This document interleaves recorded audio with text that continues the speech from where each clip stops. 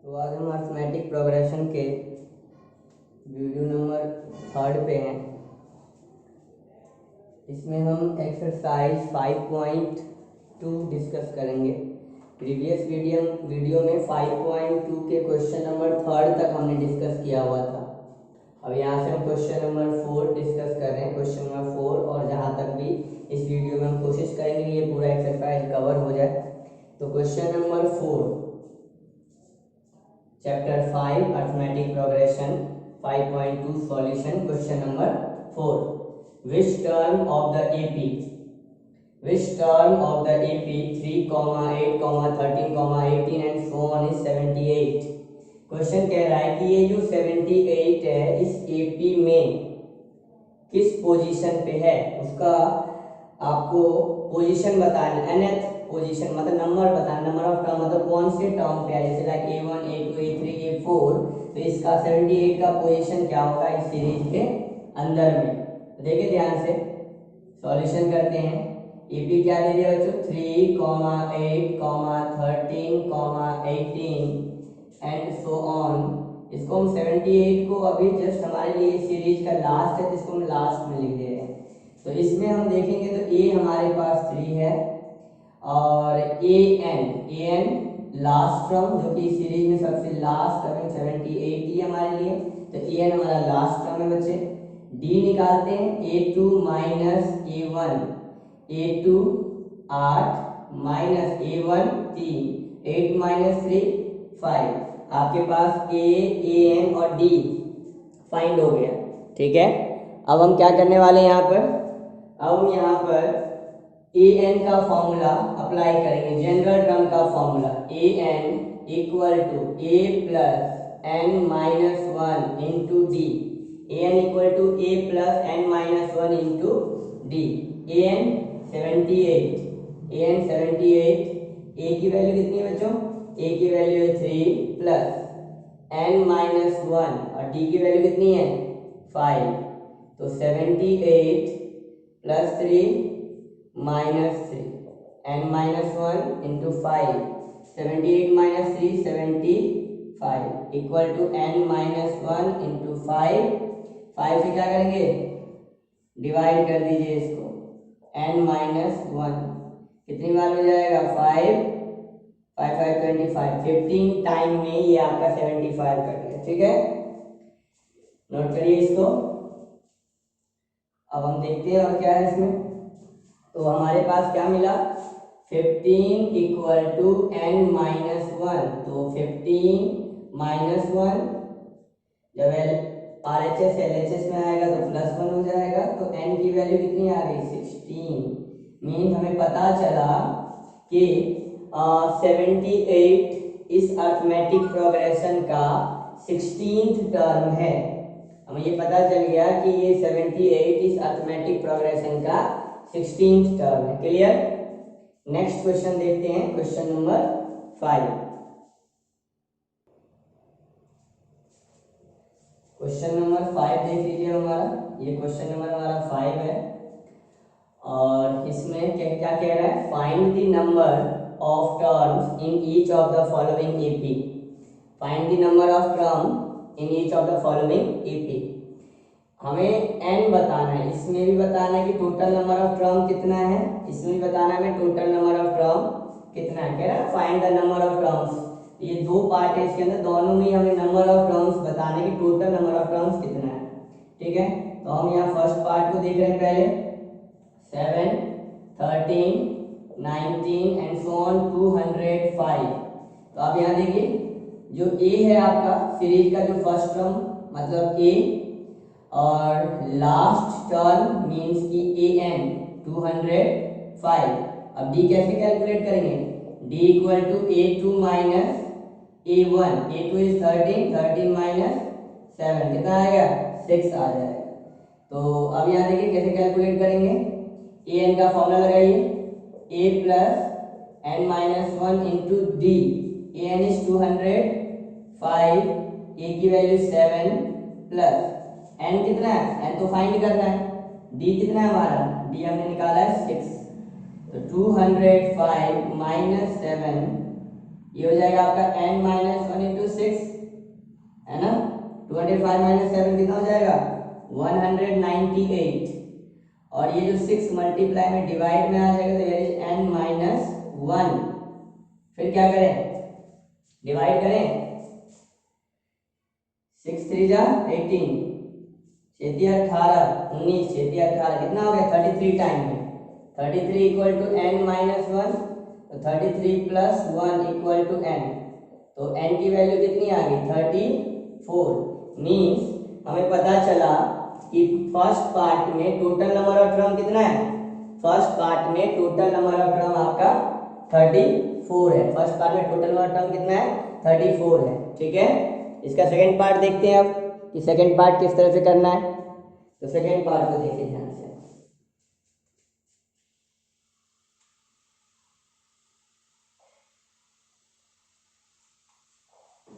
Second part क्या कह रहा है, देखो सीरीज क्या 18, 15, 1/2, 13 माइनस 47 मीन्स ये मिक्स फ्रैक्शन है, कितना हो जाएगा 15 2 जा 30 और 1 31, 31/2, 15 2 जा 30, 31/2। हमारे पास ए कितना है यहाँ पर बच्चों 18, ए एन कितना है, ए एन माइनस का 47, लास्ट टर्म सीरीज का ए एन, सीरीज का last term A N, first term ए, और इनके बीच का next minus previous, next term minus previous term, क्या निकल के आता है D, a2 minus a1, a2 minus a1। तो ए एन का फॉर्मूला क्या a plus n minus one into D, A N equal to a plus n minus one into D. A N is minus 47, a 18, sorry पहले D तो calculate ही नहीं किया हमने, है ना, डी तो कैलकुलेट ही नहीं किया, तो डी तो पहले कैलकुलेट कर लो। कितना आएगा a2 है 31/2 और a1 है 18, कितना आ जाएगा 2 31 माइनस 36 माइनस 5/2, डी आ गया अब आपका।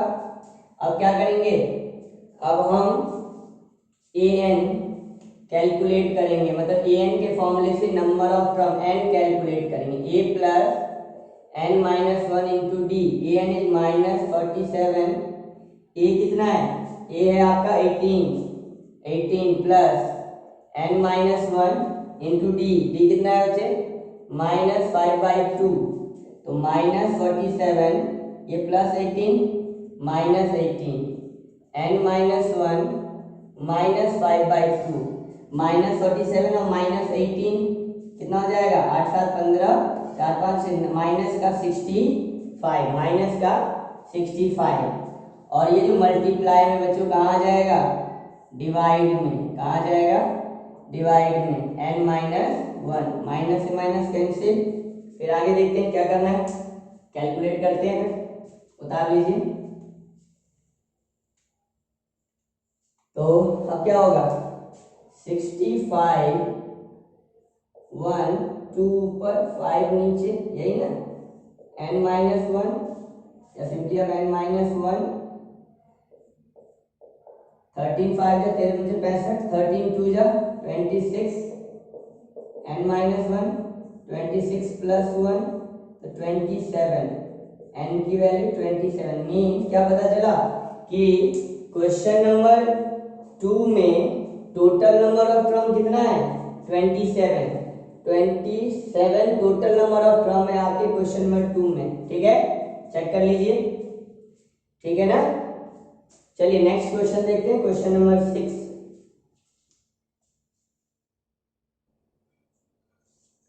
तो क्वेश्चन नंबर 6 देखते हैं, check whether minus 150 is a term of the AP.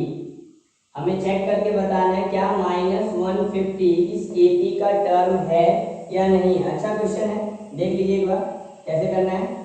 हमें ये देखकर बताना है कि क्या माइनस 150 एपी का टर्म है, तो हम कैसे पता लगाएं।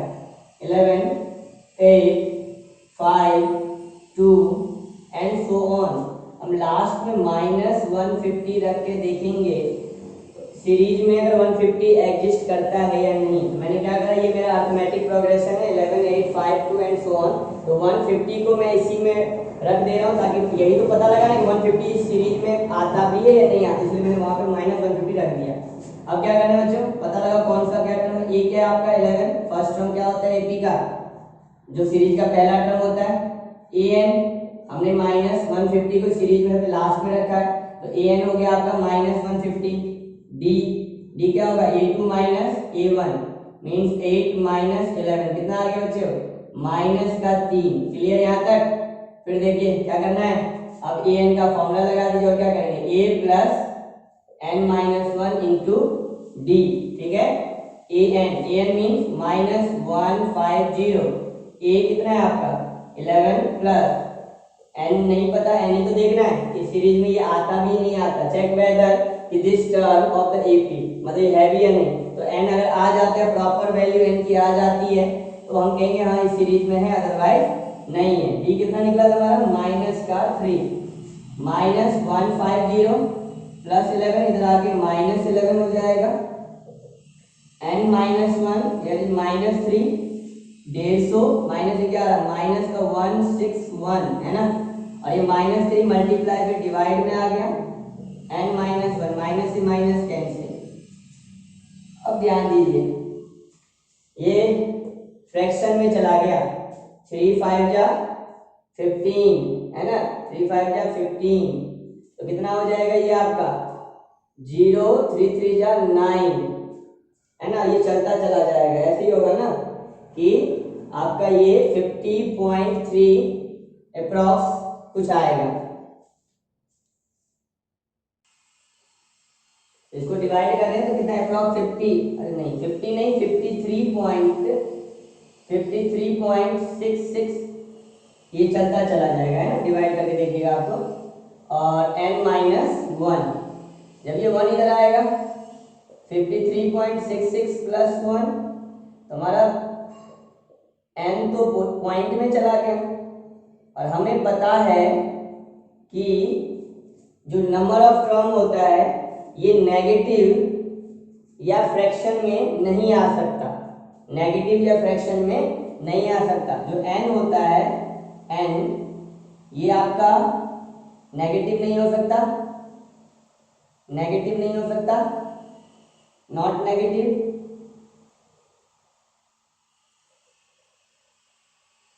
और जो n है ये फ्रैक्शन में नहीं हो सकता, never be in fraction means कि डेसिमल में। अब ये फ्रैक्शन में आ गया, जैसे लाइक ये 161/3 था, पूरी तरह से टर्मिनेट नहीं हुआ, पॉइंट में चला गया, डेसिमल में चला गया, तो इसका मतलब ये पॉसिबल नहीं है। ये दोनों सिचुएशन में अगर आपका n आता है तो इसका मतलब हम ये कहने वाले हैं कि ये -150 is not a term of the given AP. लिखेंगे, ये मैंने समझाने के लिए बता दिया कि n आपका कभी नेगेटिव नहीं होगा और n आपका फ्रैक्शन में नहीं आ सकता। ठीक है, तो ये क्वेश्चन कंप्लीट कैसे होगा, मैं इसको लिख के बताऊंगा कि n, मैं इसको लिख के बताऊंगा कि -150 is not a term, is not a term of the given AP. हमने क्या बताया कि -150 टर्म नहीं है इस एपी का। क्यों नहीं है, ये तो मैंने आपको बताया ना, क्योंकि n इसका किस में आ रहा है, डेसिमल में आ रहा है, जो कि एग्जिस्ट नहीं करता। चलिए क्वेश्चन नेक्स्ट देखते हैं, क्वेश्चन नंबर 7। ठीक है, नोट डाउन कर लीजिए आप इसको। चलिए क्वेश्चन नंबर 7 देखते हैं। Find the 31st term of an AP. हमें कह रहा है 31st टर्म फाइंड करना है, 31st term of an AP हमें फाइंड करने को बोल रहा है। हुज 11th टर्म, जिसका 11वां टर्म 38 है और 16वां टर्म 73 है। हमें 31st टर्म पता लगाना है इस एपी का। हमें क्वेश्चन में गिवन करा है 11th term is 38 and 16th term is 73। चलिए कैलकुलेट करते हैं। 11th टर्म मतलब A11 आपको दे रखा है 38 मीन्स की a plus 10d, a plus 10d, है ना। a11 को कैसे लिखते हो, फॉर्मूला याद है ना, कैसे लिखते हैं ना, an equal to a plus n minus 1 into D. तो n, अब यहाँ a, n की जगह पे आप 11 माइनस 1, तो कितना आ गया a प्लस 10d। समझ आ रहा है, ये a11 को हमने a 10d क्यों लिखा, मतलब कि जो भी टर्म में लिखना हो, जैसे a16 लिखना है तो a प्लस 15d, इस तरह से हम क्या कर देते हैं, कैलकुलेट करके लिख देते हैं। ठीक है, चलिए देखते हैं क्या करना है अब। तो अब क्या है, a16 दे रखा है, a16 जो कि 73, तो a plus 15d, 73 equation number 2, है ना। आपको इक्वेशन 1 और इक्वेशन 2 मिल गया, इक्वेशन 1 और इक्वेशन 2 आपको मिल गया। ठीक, अब क्या करेंगे, यहां पर अब ये linear equation, pair of linear equation in two variable मिला, यहाँ पे a और d मेरा वेरिएबल है, यहाँ पे a और d मेरा वेरिएबल है, यहाँ पे दो इक्वेशन मिला, पेयर ऑफ लीनियर इक्वेशन। तो पेयर ऑफ लीनियर इक्वेशन को सॉल्व करने के लिए हमने तीन मेथड सीखा है, एलिमिनेशन, सब्स्टिट्यूशन और क्रॉस मल्टीप्लिकेशन। ये एलिमिनेशन अप्लाई कर देते हैं, एलिमिनेशन अप्लाई कर रहे हैं यहाँ पर बच्चे हम। इक्वेशन 2 का फर्स्ट टर्म के कोफिशिएंट से 1 में सबको मल्टीप्लाई, तो सेम ही आ जाएगा। क्यों, क्योंकि यहाँ कोफिशिएंट 1 है, 1 से मल्टीप्लाई करो सेम ही आना। सेम वही इक्वेशन 1 में फर्स्ट टर्म के कोफिशिएंट से 2 में मल्टीप्लाई करो तो आपको क्या मिलेगा, इक्वेशन नंबर 4। यहाँ भी आपको बच्चे सेम ही आएगा, क्योंकि यहाँ पे भी कोफिशिएंट कितना था, एक ही था। साइन बदलिए, आपने साइन चेंज करना है, क्योंकि यहाँ इक्वेशन 3 में से इक्वेशन 4 सब्ट्रैक्ट होता है, तो यहाँ पे साइन चेंज होगा। ठीक है, क्या होगा, साइन चेंज होगा। तो अब यहाँ पर ये तो कैंसिल हो गया, 10 माइनस 15 माइनस का 5d, और यहाँ कितना आ रहा है माइनस करके, यहाँ माइनस नहीं वैल्यू है, माइनस का ज्यादा, कितना आएगा, 13 से 8 गया, 8 5 13 ना, और 6 में से 3 गया 3, 35, माइनस से माइनस कैंसिल, तो d बराबर 35/5, कितना आ गया, 5 7 या 35, तो d की वैल्यू 7। अब क्या करना है, d आ गया, अब d को पुट करते हैं इक्वेशन नंबर 1 में, d equal to 7 put in equation number 1, है ना, equation 1 put in equation 1, a plus 10, d की value 7, 38, a plus 70, 38, a equal to 38 minus 70, कितना आ जाएगा, बताओ मुझे, 10 में आ गया 2, और ये हो गया 6 में 3 गया 3, 32, कितना आ जाएगा, 32 किसका, माइनस का, तो a की वैल्यू कितनी आ गई, माइनस का 32, d आ गया आपका 7। अब क्या निकालना था क्वेश्चन में, क्वेश्चन का था फाइंड 31st टर्म, मतलब a 31, तो a plus 30d, a plus 30d, a की वैल्यू माइनस 32 प्लस d की वैल्यू 7, माइनस 32 7 मल्टीप्लाई करिए 210, कितना आएगा माइनस करके, 10 में 2 गया 8, ठीक है। अब यहाँ पे 10 में 3 गया 7, 178, ये आपका 31st टर्म की वैल्यू आ गई 178, ठीक है। ये इस तरीके से आप यहाँ पर निकाल लिए हो कि 31st टर्म क्या होगा, 178। चेक कर लो, ठीक है, नोट डाउन कर लीजिए।